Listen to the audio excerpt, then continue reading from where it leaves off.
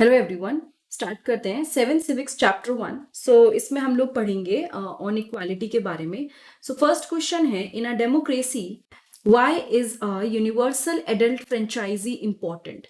In a democracy, a universal adult franchisee is important as it is based on the idea of equality. क्यों जरूरी है? क्योंकि ये जो फ्रेंचाइजी है ये बेस्ड है किसके ऊपर? आइडिया ऑफ इक्वालिटी के ऊपर। ठीक है, तो एडल्ट फ्रेंचाइजी इज इंपॉर्टेंट क्योंकि इसका जो बेस है वो इक्वालिटी है। ये बोलती है कि every adult in a country respective of wealth and the community they belong has one vote. मतलब कोई फर्क नहीं पड़ता कि एक पर्सन ए है एक पर्सन बी है। सपोज हम अगर ऐसे बोल रहे हैं तो ए पर्सन के पास कितना भी पैसा हो, बी के पास कितना कम पैसा हो, या ए कोई भी कम्युनिटी से बिलोंग करता हो, बी किसी भी कम्युनिटी से बिलोंग करता हो, दोनों को बराबर हक है कि वो लोग वोट करें। डेमोक्रेसी में ये जो यूनिवर्सल एडल्ट फ्रेंचाइजी है वो इसीलिए जरूरी है। देन आता है second question, read the box on article 15 and state 2 ways in which the article addresses inequality. Basically अगर हम बात करें, आर्टिकल 15 एड्रेस करता है inequality in terms of discrimination based on religion, race, caste, gender, place of birth etcetera. तो article 15 inequality address कर रहा है। डिस्क्रिमिनेशन किसके बेसिस पे डिस्क्रिमिनेशन हो सकता है? रिलीजन के बेसिस पे, रेस के बेसिस पे, कास्ट के बेसिस पे, जेंडर के बेसिस पे, बर्थ के बेसिस मतलब कि कहाँ पे पैदा हुए। It also addresses the fact that the use of public places such as wells, tanks, bathing ghats and roads under full of partial government funding are not subject to discrimination based on the criteria mentioned above. ये भी कहता है कि जो use है public places का, जैसे कि वेल्स हो गए, टैंक्स हो गए, बाथिंग जहाँ पे नहाते हैं लोग, और कोई भी रोड है, वो अगर हम बात करें चाहे वो गवर्नमेंट के पूरे कंट्रोल में हो या आधे कंट्रोल में हो, उसकी जो फंडिंग है उसके ऊपर मतलब हम अगर बात करते हैं ना कि वो डिस्क्रिमिनेशन नहीं करेगा।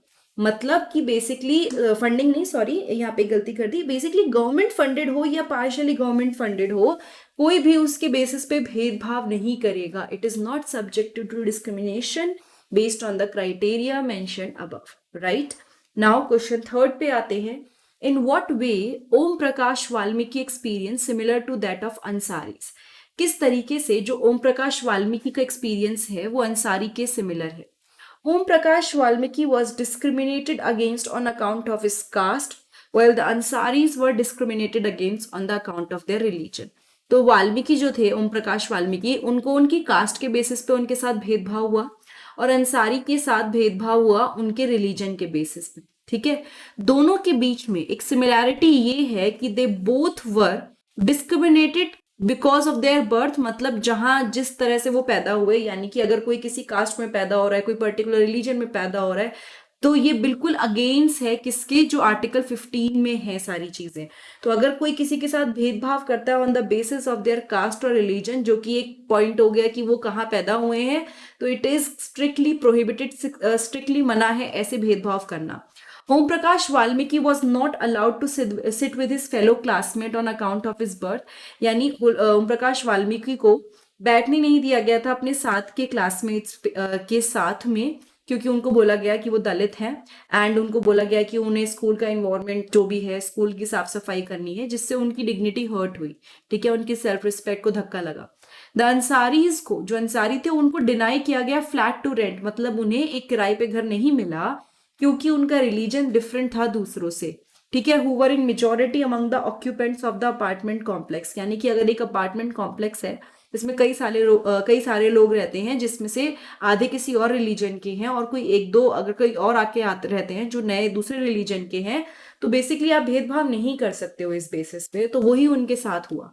ठीक है, what do you understand by the term all personals are equal before the law? What do you think it is important in a democracy?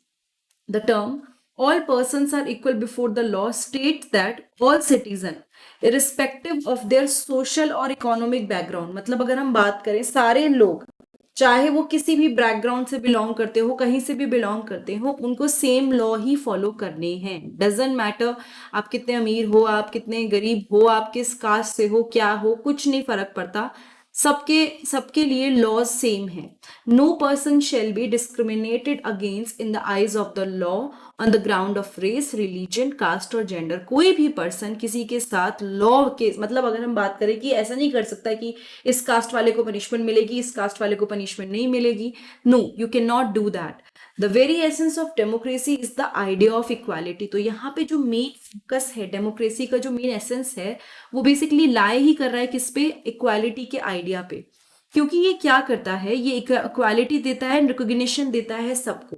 ठीक है, तो डेमोक्रेसी में it gives equality and recognition to all. It would never have existed in the first place if there were no inequality on the basis of race, religion and gender. तो basically यही बोलते हैं कि democracy है ही इसीलिए क्योंकि कभी कहीं ना कहीं पे अनइक्वालिटी थी, तो सॉरी इनइक्वालिटी थी, तो उसको खत्म करने के लिए तो ये चीज लाए हैं। तो ऑब्वियसली आप किसी भी पर्सन के साथ on the basis of their caste, religion, gender, you can not misbehave और you can not treat them unequally. Now एक क्वेश्चन है यहाँ पे, ये भी बहुत अच्छा है। The government of India passed the disabilities act in 1995। Government of India ने 1995 में डिसेबिलिटी एक्ट पास किया। ये लॉ ये कहता है कि जो पर्सन है डिसेबिलिटी के साथ, they have equal rights and the government should make possible there full participation. मतलब जो पर्सन जिनको कोई भी डिसेबिलिटी है उनके पास भी इक्वल राइट्स है, एंड गवर्नमेंट ये कहती है कि बहुत जरूरी है कि उनका फुल पार्टिसिपेशन हर चीज में। तो गवर्नमेंट ने कई सारी स्कीम्स निकाली एंड उनको फ्री एजुकेशन प्रोवाइड करी। प्लस अब तो इंक्लूसिव एजुकेशन का कंसेप्ट बहुत ज़्यादा प्रेवलेंट हो गया है, बहुत ज़्यादा देखा जाता है। तो इंटीग्रेट किया children with disabilities into main stream school. तो जो चिल्ड्रन विद स्पेशल नीड्स भी बोल सकते हैं आप, जो चिल्ड्रंस विद डिसेबिलिटीज होते हैं, दिस इज लिटिल मतलब सुनने में अच्छा नहीं लगता, but children with special needs मतलब उनकी थोड़ी ज़रूरतें अलग है। ठीक है, सो उनको बोला गया कि वो जो मेन स्ट्रीम स्कूल है, मेन स्ट्रीम मतलब जहाँ पे बच्चे पढ़ रहे हैं जिन्हें कोई भी स्पेशल नीड नहीं है, तो उनको एक साथ पढ़ाया गया। तो इस लॉ ने ये भी बोला कि जितनी भी पब्लिक प्लेसेस हैं, पब्लिक स्पेसेस हैं, बिल्डिंग्स हैं, स्कूल्स हैं, आप कोई भी पर्सन जिनकी स्पेशल नीड्स है, जो किसी भी वजह से डिसेबल हो गए हैं, उनको आप एक्सेसिबिलिटी दोगे, यानी वो आराम से वहां पहुंच सकते हैं। तो अब आपको ये बताना है, look at the photograph and think about the boy who is being carried with the stairs. तो बेसिकली यहाँ पे 4 लोग उस बच्चे को लेके आ रहे हैं स्टेयर्स में से। यू कैन सी कि वहां पे कोई एक्सेसिबिलिटी नहीं है कि वो बच्चा आराम से आ जाए। आप समझ रहे हो, ये stairs is not meant to be use for this, मतलब इस पर्पज के लिए यूज नहीं हो सकती हैं। सो उसके लिए अलग से एक बना होता है, जिसे आपने देखा होगा कहीं आप जाते हो ना, तो इट्स अ इंक्लाइन सरफेस। तो यहाँ पे अगर कोई पर्सन होगा जिसे कोई भी प्रॉब्लम है, तो वो आराम से they can come and go, क्योंकि उनके लिए वो बना ही स्पेशली होता है। तो यहाँ पे वो नहीं है, इसीलिए ऐसा देखने को मिल रहा है। So do you think that law started above is being implemented in this regard? तो आपको लगता है कि जो लॉ बनाया गया इस केस में क्या वो अप्लाई हो रहा है? एंड क्यों जरूरी है बिल्डिंग्स एक्सेसिबल बनाना? Now it's very important. ये तो देख के पता चल रहा है the boy is with a special need here. As per the disabilities act 1995, जो बिल्डिंग है वो उसके लिए एक्सेसिबल हो सकती थी, but the law is not being enforced here. यहाँ पे लॉ को इन्फोर्स नहीं किया गया। In fact, it can be quite dangerous for him to be carried down by the security guard. अगर गलती से किसी के पैर में कुछ हो जाए, एकदम से धक्का लग जाए, वो बच्चा नीचे जाके गिर सकता है। आप समझ रहे हैं, this is very dangerous for that बच्चा, मतलब उस बच्चे के लिए इट्स नॉट गुड। सो इस चीज के लिए जरूरी है कि हर एक बिल्डिंग में रैम्प्स लगे हो। I am talking about this kind of ramps, जिससे बच्चा आराम से आ जा सके। एंड इन दिस वे जो फिजिकल डिसेबिलिटीज हैं, जिन बच्चों को या जिन भी पर्सन को, उनको आराम से कहीं भी, आधे लोग तो इसीलिए कई बार अवॉइड कर देते हैं कि हम लोग मतलब we are not accessible because हम नहीं जा पाएंगे, but it should not be the case. मतलब उनको एटलीस्ट यहाँ पे ये प्रॉब्लम नहीं फेस करनी चाहिए। So that was the law जो इन्फोर्स किया गया। And I think we have done the questions. हमने चैप्टर 1 जो है सिविक्स का वो खत्म कर लिया है। आपको इसके सारे एनसीईआरटी एक्सप्लेनेशन 7 सिविक्स प्लेलिस्ट में मिल जाएंगे। मेरे चैनल पे वो प्लेलिस्ट अलग से बनी हुई है। क्वेश्चन आंसर्स भी आपको सारे चैप्टर्स के उसी में मिल जाएंगे। और अगर ये वीडियो अच्छी लगी तो फटाफट चैनल को सब्सक्राइब कर दीजिए। Thank you so much, have a nice day.